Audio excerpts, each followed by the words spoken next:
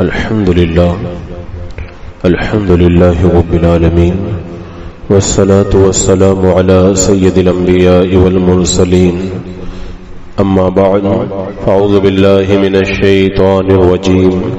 بسم الله الرحمن الرحيم إن الله وملائكته يصلون على النبي يا أيها الذين آمنوا صلوا عليه وسلموا تسليما اللهم صل على سيدنا وشفينا وحبيبنا ومولانا محمد وبارك وسلم صلاة وسلاما عليك يا رسول الله صلى الله تعالى عليك وسلم يا أيها الذين آمنوا اتقوا الله وقولوا قولا سديدا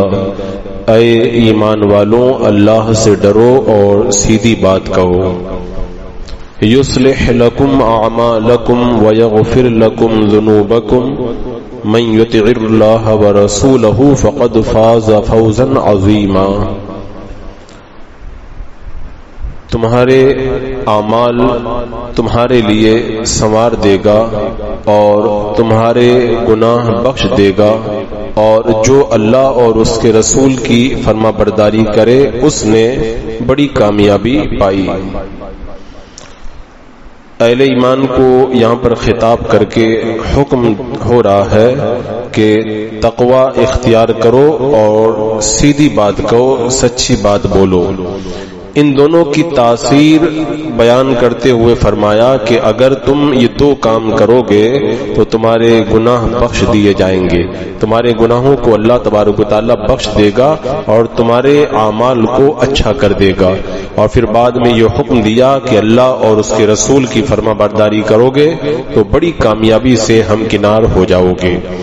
یہاں پر جو فرمایا گیا ایمان والوں اللہ سے ڈرو، اللہ سے ڈرنا اور تقوی اختیار کرنا، اس پر اس سے پہلے کئی مرتبہ گفتگو ہو چکی ہے۔ صوفیاء کرام نے یہ فرمایا کہ تقوی چار طرح کا ہوتا ہے۔ ایک تو عام تقوی ہے، وہ یہ ہے کہ بندہ شرک سے بچے، اور دوسرا خاص لوگوں کا تقوی ہے وہ گناہوں سے پرہیز کریں، اور تیسرا اولیاء کرام کا تقوی ہے کہ افعال حسنہ سے اللہ کا قرب حاصل کر لے، اور چوتھا انبیاء کرام کا تقوی ہے جو بڑا اعلیٰ درجے کا تقوی ہے کہ وہ اللہ سے ڈرے اور اسی تک پہنچ جائیں۔ تو فرمایا گیا اللہ سے ڈرو اور سیدھی بات کہو۔ سیدھی اور درست بات یہ کس قدر مفید ہے بندہ اس کا اندازہ نہیں کر سکتا۔ سچائی، صداقت یہ انبیاء کرام کا خاصہ ہے، اسی لیے انبیاء کرام پر لوگوں نے بڑے بڑے الزامات تو لگائے لیکن کسی بدترین دشمن کی یہ مجال نہ ہوئی کہ معاذ اللہ وہ کسی نبی پر جھوٹ کا الزام لگا سکے۔ یعنی سچائی یہ نبیوں کا ایسا خاصہ ہے کہ کافر بھی اس کا انکار نہیں کر سکتا۔ بالخصوص میرے آقا صلی اللہ تعالی علیہ وسلم کو دشمنان دین نے جادوگر کا، مجنون کا، دیوانہ کا، کیا کیا کہا، لیکن جب سچائی کی بات آئی تو کہا ہم نے ایسا سچا آج تک نہیں دیکھا ہے۔ اعلان نبوت کے پہلے ہی دن سے جب اللہ کے رسول علیہ السلام نے اہل مکہ کو جمع کر کے سوال کیا تھا کہ اگر میں تم سے یہ کہوں کہ پہاڑی کے پیچھے ایک بڑا لشکر تم پر حملہ کرنے کے لیے آ رہا ہے اور تمہیں تباہ کر دے گا تو کیا تم میری بات کا یقین کرو گے؟ تو وہ سارے کے سارے بول اٹھے ہم ضرور یقین کریں گے، اس لیے کہ آپ کبھی جھوٹ نہیں بولتے ہیں۔ تو یہ سچائی جو ہے نبیوں کا خاصہ ہے اور سچائی اختیار کرنے والا کامیابی سے ہمکنار ہوتا ہے۔ قیصر روم نے جب ابو سفیان سے پوچھا تھا کہ تمہارے یہاں جو نبوت کا دعویٰ کرنے والے پیدا ہوئے ہیں کیا انہوں نے کبھی کسی معاملے میں جھوٹ بولا ہے؟ تو ابو سفیان جو ابھی ایمان نہیں لائے تھے ان کو بھی یہ کہنا پڑا کہ وہ کبھی جھوٹ نہیں بولتے، ہم سب ان کے سچے ہونے کا اعتراف کرتے ہیں۔ تو قیصر روم نے کہا تھا، روم کے بادشاہ نے کہا تھا تب وہ یقیناً اللہ کے رسول ہیں، کیونکہ اگر وہ اللہ کے معاملے میں جھوٹ نہیں بولتے تو پھر لوگوں کے معاملات میں بھی ضرور جھوٹ نہیں بولیں گے۔ یہ سچائی کا یہ بہترین نتیجہ ہے۔ ابو جہل جیسا بدترین دشمن بھی کہا کرتا تھا کہ ہم محمد صلی اللہ علیہ وسلم کو جھوٹا نہیں کہتے، ہاں صرف اتنا کہتے ہیں کہ جو آیتیں وہ ہم کو سناتے ہیں وہ اللہ کا کلام نہیں ہے۔ لیکن جب جھوٹ کی بات آتی تھی تو وہ بھی کہتا تھا نبی جھوٹ نہیں بولتے ہیں۔ اور اللہ کے رسول علیہ السلام نے فرمایا کہ من ترکل کذب وہو باطل بنا لہو فی ربض الجنہ، جس شخص نے جھوٹ بولنا چھوڑ دیا جو کہ باطل ہے، اس کے لیے جنت کے کنارے پر ایک محل تعمیر کیا جائے گا۔ آج اس آیت کریمہ کو پڑھ کر اس پر عمل کی بہت ضرورت ہے۔ آج کل جھوٹ اتنا عام ہو گیا ہے کہ لوگ ان کے کردار سے ایسا لگتا ہے کہ جیسے جھوٹ کو وہ گناہ ہی نہیں سمجھتے، بات بات پر جھوٹ، یعنی جھوٹ کے اندر کوئی عیب ہی انہیں نظر نہیں آتا۔ حضرت عبداللہ ابن عمر رضی اللہ تعالیٰ عنہ کہتے ہیں اللہ کے رسول علیہ السلام نے ارشاد فرمایا بندہ مومن جھوٹ بولتا ہے تو جھوٹ کی بدبو کی وجہ سے فرشتے اس سے 1 میل دور چلے جاتے ہیں۔ اب بندہ جب جھوٹ بول دیا، رحمت کے فرشتے اس سے دور ہو گئے تو اس کی مجلس میں برکتیں کہاں سے آئیں گی، کہاں سے برکتیں آئیں گی؟ اور حضرت عبداللہ ابن مسعود بیان کرتے ہیں اللہ کے رسول علیہ السلام نے فرمایا علیکم بالصدق، سچ بولا کرو، کیوں؟ فإن الصدق يهدي إلى البر، سچائی جو ہے وہ نیکی کی طرف لے جاتی ہے، وإن البر يهدي إلى الجنة، اور نیکی جنت کی طرف لے جاتی ہے۔ پھر آپ نے فرمایا وما يزال الرجل يصدق ويتحرى الصدق حتى يكتب عند اللہ صدیقا، جب بندہ سچ بولتا رہتا ہے تو ایک دن اللہ کے یہاں اس کا نام سچوں کی فہرست میں شامل کر لیا جاتا ہے۔ بندہ جب خدا کی بارگاہ میں صدیق بن گیا تو پھر اس کے وارے نیارے ہو جاتے ہیں۔ اور جھوٹ سے بچنے کی تاکید کرتے میرے آقا نے فرمایا وَإِيَّاكُمْ وَالْكِذْبَ فَإِنَّ الْكِذْبَ يَهْدِي إِلَى الْفُجُورِ وَإِنَّ الْفُجُورَ يَهْدِي إِلَى النَّارِ، تم جھوٹ سے بچتے رہو کیونکہ جھوٹ برائیوں کی طرف کھینچتا ہے اور برائیاں جہنم کی طرف لے جاتی ہیں۔ اور پھر میرے آقا نے فرمایا وَإِنَّ الرَّجُلَ يَكْذِبُ وَيَتَحَرَّى الْكِذْبَ حَتَّى يُكْتَبَ عِندَ اللَّهِ كَذَّابًا، آدمی جھوٹ بولتا رہتا یہاں تک کہ اللہ کے یہاں وہ جھوٹوں میں شمار ہونے لگتا ہے۔ آج جھوٹ کا جو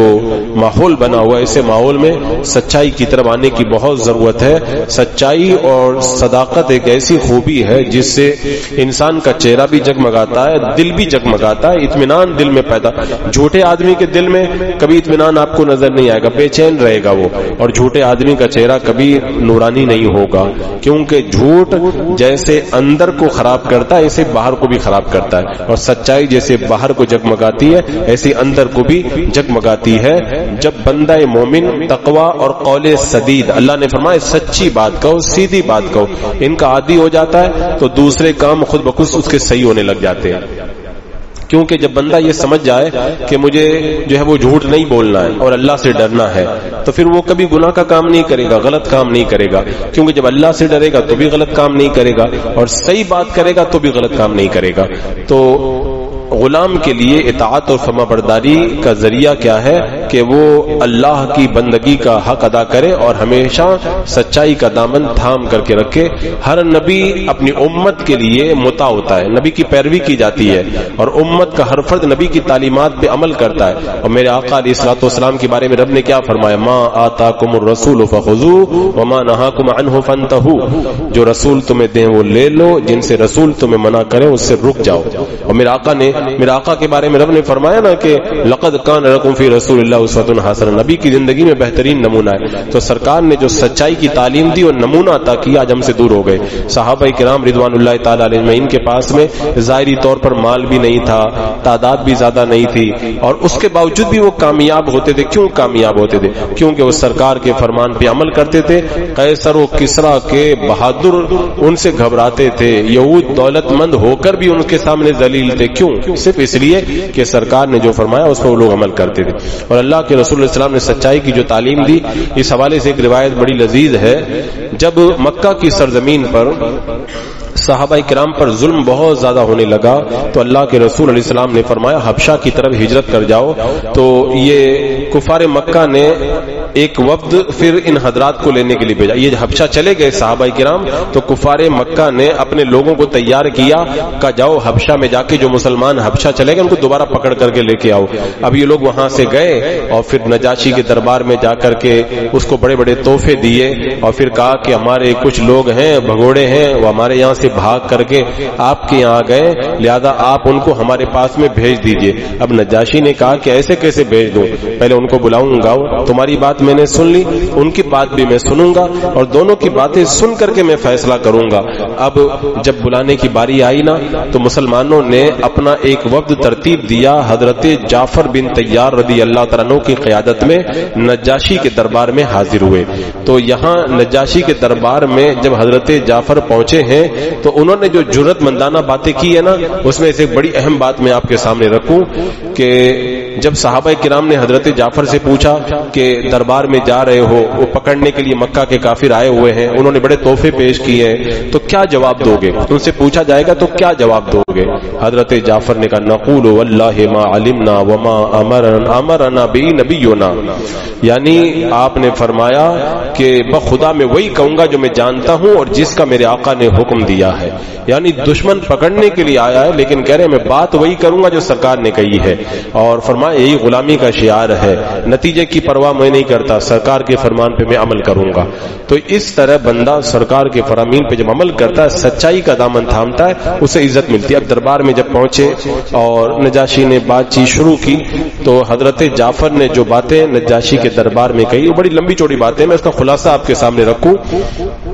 حضرت جعفر نے کہا اے بادشاہ، ہم جاہل لوگ تھے، بتوں کی پوجا کرتے تھے، مردار کھایا کرتے تھے، بدکاریاں کرتے تھے، اپنے رشتہ داروں اور پڑوسیوں کے ساتھ میں بے رحمی کا سلوک کرتے تھے، ہم میں سے طاقتور غریب اور کمزور کو کھائے جا رہا تھا، ہماری حالت بڑی خراب تھی، اللہ نے ہم پر رحم کیا، ہم پر اللہ نے ایک ایسا نبی بھیجا جو سچائی، امانت اور پاک دامنی کے اندر اپنی مثال آپ تھا، انہوں نے ہم کو دعوت دی، ہم ایک خدا پر ایمان لائے، ہم نے پتھروں اور بتوں کو پوجا کرنے سے انکار کیا، اور ہم ہر حال کے اندر، سرکار نے ہم کو حکم دیا ہے ہر حال میں ہم سچ بولیں، کبھی جھوٹ نہ بولیں۔ یعنی دربار میں آپ نے کہا کہ ہمیں سچائی کا حکم دیا گیا ہے، اور پھر آپ نے کہا کہ ہمارا جرم یہی ہے کہ ہماری قوم ہم پر ظلم کر رہی ہے، وہ جرم ہمارا کیا ہے کہ ہم ایک اللہ کے اوپر ایمان لے کر کے آ گئے۔ یہ ساری کی ساری باتیں جب نجاشی کے دربار میں حضرت جعفر نے کہی تو آپ اس پر غور کریں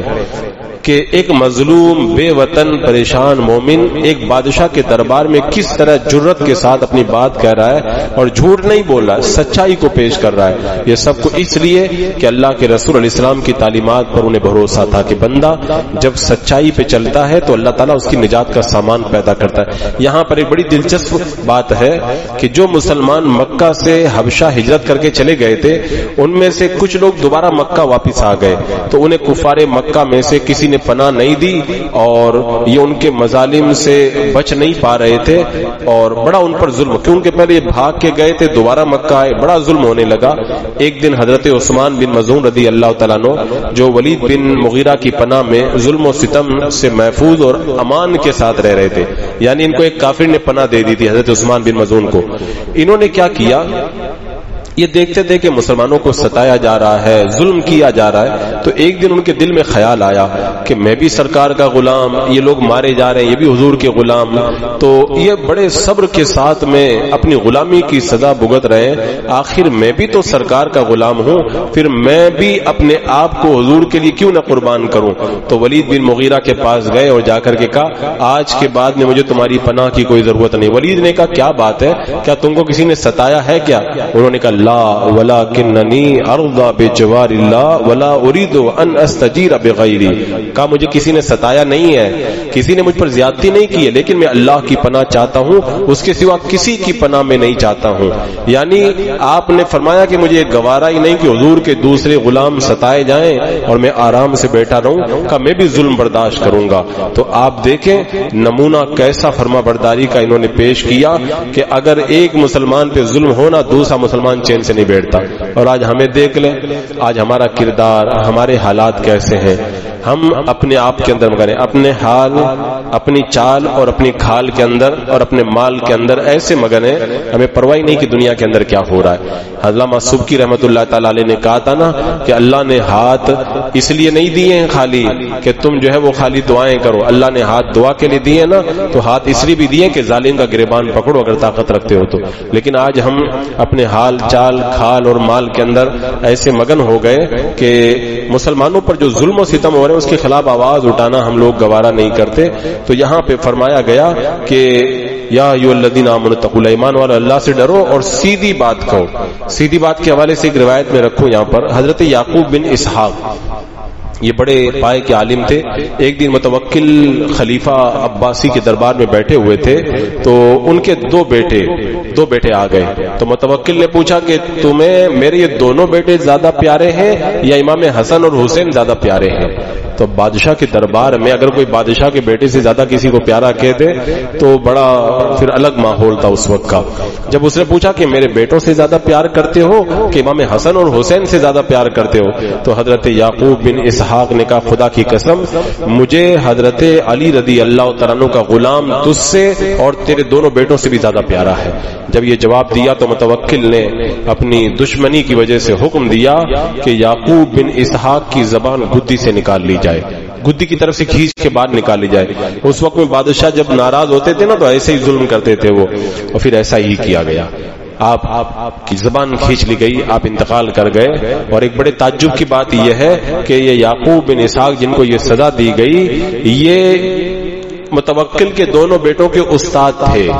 اور ایک دن پہلے انہوں نے انہی دونوں بادشاہ زادوں کو سبق پڑھایا تھا اور یہ شعر پڑھایا تھا کہ انسان کو جتنا زبان کے پھسلنے سے دکھ ہوتا ہے اتنا پاؤں کے پھسلنے سے نہیں ہوتا ہے. اس لیے کہ زبان کے پھسلنے سے تو بہت مرتبہ گردن بھی کٹ جاتی ہے, پاؤں پھسلنے سے کیا ہوتا ہے تھوڑی دن تکلیف ہوتی ہے بعد میں ختم ہو جاتی ہے. یعنی آپ نے یہ شعر پڑھایا تھا اور آخر آپ کو کلمہ حق کہنے کی وجہ سے اس طرح شہید کر دیا گیا. لیکن اس سے آپ نے درس دے دیا,